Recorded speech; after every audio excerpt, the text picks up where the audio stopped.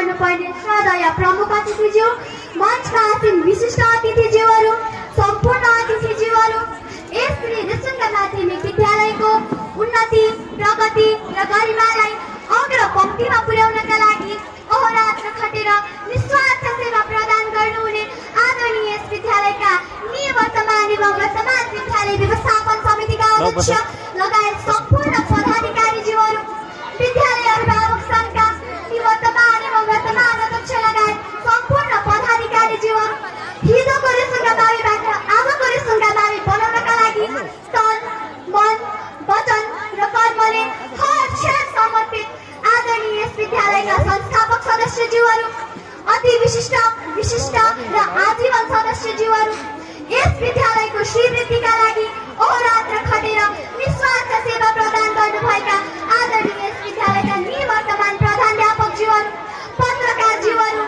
अति व्यस्तता र आफ्नो दैनिक कार्यलाई थाती राखी आफ्ना नानी बाबुहरूको क्षमता र प्रतिभालाई निहाल्ने यस कार्यक्रमको शोभा, सुन्दरता र गरिमा बढाइदिनुहुने आकर्षणका केन्द्रबिन्दुका रूपमा रहनुभएका आदरणीय अभिभावक लगायत सम्पूर्ण उपस्थित जनहरू, आफू मैनबत्ती जस्तै चलेर हामीलाई शिक्षा रूपी ज्ञानको ज्योति प्रदान गरिदिनुहुने आदरणीय प्रधानाध्यापक लगायत सम्पूर्ण गुरुजनहरू, अभाव, चुनौती र प्रतिकूलतासँग सिङ्गौली खेल्दै आफ्नो उज्जवल भविष्यको सपना सजाउँदै यस विद्यालयका आँगनीमा पाल्नुभएका सम्पूर्ण विद्यार्थीगण लगायत सम्पूर्ण उपस्थित जनमा म आशिका भण्डारी लगायत सम्पूर्ण विद्यालय परिवारको तर्फबाट हार्दिक नमन तथा आभारका शब्द गुच्छाहरू अर्पण गर्दछु।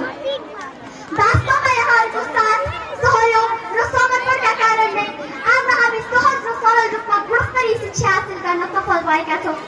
फलस्वरूप यस विद्यालयका आँगनीमा कलिला मुनाफरे विद्यार्थी रूपी फुलहरू फक्रने अवसर पाएका छौँ। साँच्चीकै भन्नुपर्दा म रेसुङ्गा बावीकी एक विद्यार्थी हो भन्न पाउँदा मलाई निकै गर्व लाग्ने गर्छ, किनभने सामुदायिक विद्यालय पनि अब्बल छन् है भन्ने उदाहरणका रूपमा आज मेरो विद्यालय पनि स्थापित भएको छ। स्थापना काल 2025 देखि नै अनवरत रूपमा सफलताको सिँढी पार गर्दै आएको मेरो विद्यालयले आफ्नो सिरलाई सगरमाथाको चुचुरोभन्दा पनि उच्च बनाउन सफल भएको छ।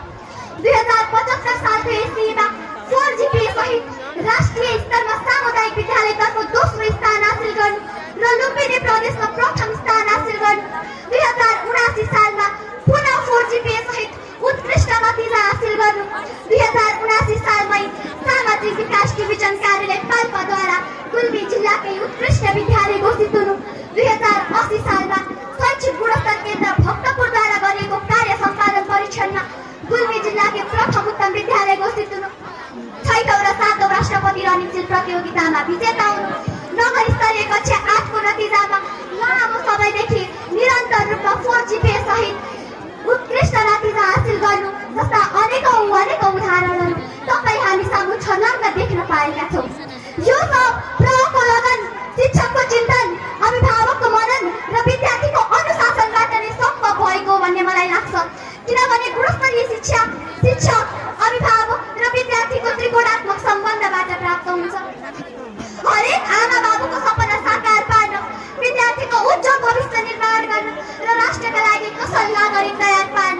शिक्षक, अभिभावक र विद्यार्थी कुनै ठाउँबाट चुक्नु हुँदैन र मात्र गुणस्तरीय शिक्षा हासिल हुन्छ। यति मात्र नभएर अब्बल र सक्षम शैक्षिक संस्थाहरूका लागि व्यवस्थापन पक्ष पनि मजबुत र प्रभावकारी हुनुपर्छ। यसका लागि लगानी, प्रणाली र उत्पादनको उचित समन्वय हुनु अत्यन्तै जरुरी रहेको देखिन्छ। रेसुङ्गा माध्यमिक विद्यालय आफैमा एउटा उच्च शैक्षिक भविष्य बोकेको दरुवा हो। यस विद्यालयले आफ्नो गुणस्तरीयता बढाउनका लागि विभिन्न आयामहरू सञ्चालन गर्दै आइरहेको छ। यस्ता विभिन्न आयामहरूमध्ये अन्तर्राष्ट्रिय गुणस्तर प्रमाणीकरण ISO चिह्न प्राप्त गर्नु एउटा नयाँ आयाम हो जुन हाम्रो विद्यालयले प्राप्त गरिसकेको छ। यसका साथै विद्यार्थीको मनोभावनालाई बुझेर बालमैत्री वातावरण सिर्जना गरी शिक्षण गर्नु, शिक्षक सिकाइ क्रियाकलापमा सूचना प्रविधिको प्रयोग गर्नु, सृजनात्मक र प्रयोगात्मक कार्यमा जोड दिनु जस्ता थुप्रै प्रयासहरू शैक्षिक गुणस्तर वृद्धिका लागि चालेका कदमहरू जुन कार्य पुरा गर्न अहोरात्र खट्नुहुने शिक्षकप्रति म कृतज्ञ रहँदै र अझै पनि यस विद्यालयको श्रीवृद्धिका लागि थप जोश, जागर र उत्साहका साथ नवीन सोच सदैव जागिरहोस् भन्ने शुभकामना प्रकट गर्दै आफ्ना मनका लागि